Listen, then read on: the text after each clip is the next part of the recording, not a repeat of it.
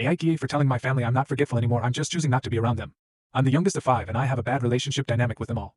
The reason? ADHD that went undiagnosed until I was 14 and was then brushed aside, and I was told I was using being diagnosed as an excuse for being forgetful and bad at timekeeping.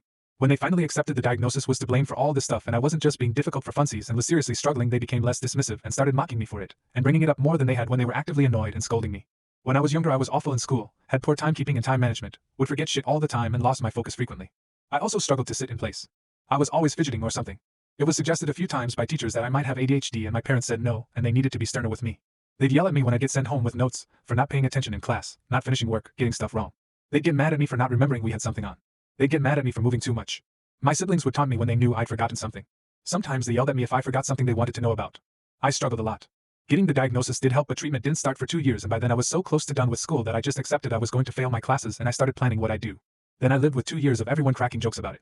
Some of my siblings even joked that I was useless and worthless, and why did anyone even bother speaking to me? I didn't get to leave as soon as I thought because of COVID, but when I did leave I threw myself into this program for people with poorly managed and treated ADHD, and it helped me. I got support, was able to find a job that worked for me, and I was able to make enough to rent a place with some friends.